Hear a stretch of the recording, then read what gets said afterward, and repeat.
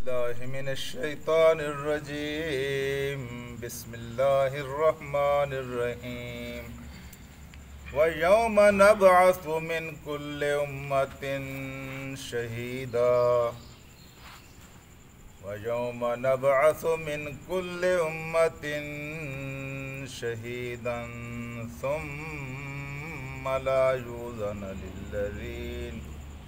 ثم لا يؤذن للذين كفروا ولا هم يستعتبون. صدق اللہ العلی العظیم. دیار غیر میں کسی نے یہ سوال کیا تھا کہ آپ اسلام کو عدل کا دین کہتے ہیں، انصاف کا دین کہتے ہیں، اگر یہ عدل و انصاف کا دین ہے تو میرے کچھ سوالوں کا جواب دیجیے. پھر انہوں نے سوال یہ کیا تھا کہ اگر کوئی انسان ایک بات اپنے منہ سے کہتا ہے، صرف ایک بات کہتا ہے، کوئی کام نہیں کرتا اور وہ مر جاتا ہے، تو ایک بات کہنے کی وجہ سے آپ کا دین کہتا ہے کہ وہ جنت میں جائے گا. ٹھیک ہے. اور اس کے برعکس ایک آدمی ساری زندگی اچھے کام کرتا ہے، انسانیت کی فلاح و بہبود کے کام کرتا ہے، لوگوں کی خدمتوں کے کام کرتا ہے، سرائے بناتا ہے، بیواؤں کی، یتیموں کی دستگیری کرتا ہے، ساری زندگی نیکی کے کام کرتا ہے، لیکن ایک بات نہیں کہتا. اگر وہ ایک بات نہیں کہتا تو اس کی ساری کی ساری نیکیاں بیکار اور وہ جہنم میں جائے گا. یہ کیسا عدل ہے؟ یہ کیسا انصاف ہے؟ آپ کہتے ہیں اسلام انصاف کا دین ہے، تو یہ کیسا انصاف کا دین ہے؟ کلمہ ایک بات ہی ہے. تو کلمے کو کہتے بھی ایک بات کا نام کلمہ ہے.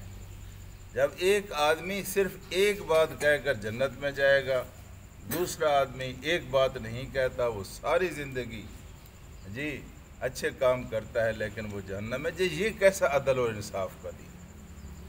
یہ تو بالکل بے انصافی کی بات ہے. تو جواب اس کو یہ دیا گیا تھا کہ بابا، یہاں دنیا کی زندگی میں بھی کچھ جرائم ایسے ہوتے ہیں کہ ان جرائم کی سزا ہوتی ہے. کسی نے چوری کی ہے، کسی نے ڈاکہ ڈالا ہے، کسی نے قتل کیا ہے، اس کی سزا ہوتی ہے اتنے سال، کسی کو سزائے موت ہوگی. لیکن کچھ جرائم ایسے ہوتے ہیں کہ وہ جرائم جب انسان کرتا ہے تو اس کی سزا فوری طور پر ایسی سزا ہوتی ہے کہ اس کو نہ برداشت کیا جاتا ہے، فوراً اس کو قتل کر دیا جاتا ہے، اور وہ غداری کی سزا ہے. ٹھیک ہے. غدار کسی صورت میں کسی قوم کے نزدیک بھی قابل برداشت نہیں ہوگا. تو غداری کا کلمہ ہے کہ جب آپ اللہ کو سرے سے مانتے ہی نہیں ہیں، اللہ کو تسلیم ہی نہیں کرتے، اللہ کو تسلیم کرتے ہیں، اس کے ساتھ آپ دوسرے برے کام کرتے ہیں، تو آپ جرم کرتے ہیں. لیکن اگر آپ نے خدا کو تسلیم ہی نہیں کیا ہے تو آپ نے غداری کا ارتکاب کیا ہے. آپ کی کوئی نیکی نہیں ہے، آپ کا کوئی اچھا کام نہیں ہے، کسی طور پر آپ کی کوئی قدر و قیمت نہیں ہے. آپ کی سزا بالکل موت ہے اور آپ کو موت کے گھاٹ اتار دیا جائے گا.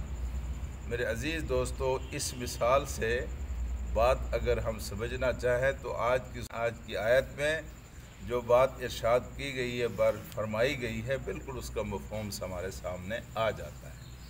ارشاد ہوا ہے کہ یوم نبعث من کل امت شہید. جب قیامت کا دن ہوگا تو اللہ تبارک و تعالی ہر امت میں سے ایک شہید کھڑا کرے گا. شہید کس کو کہتے ہیں؟ شہید کا لفظ شہادت سے ہے. شہادت کہتے ہیں گواہی دینے کو. ہر امت سے اللہ تبارک و تعالی ایک گواہ کھڑا کرے گا، اور یہ سب سے پہلے گواہ جو ہیں وہ کون ہیں؟ وہ محمد الرسول اللہ انبیاء علیہم السلام ہیں. ایک امت کھڑی ہوگی، امت کے ساتھ ایک گواہ کھڑا ہوگا.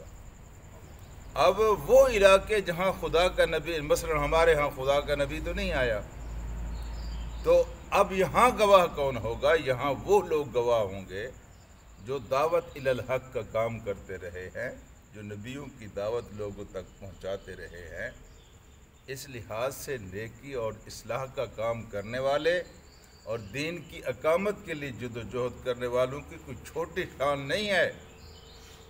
اپنے اپنے علاقوں میں جو لوگ خدا کے دین کی طرف بلا رہے ہیں اور نبیوں کے طرز پر بلا رہے ہیں، ہاں جی، وہ بھی اپنے اپنے علاقوں میں دوسرے درجے پر اس صف میں کھڑے ہوں گے جہاں پہلی صف میں خدا کے نبی کھڑے ہوئے ہوں۔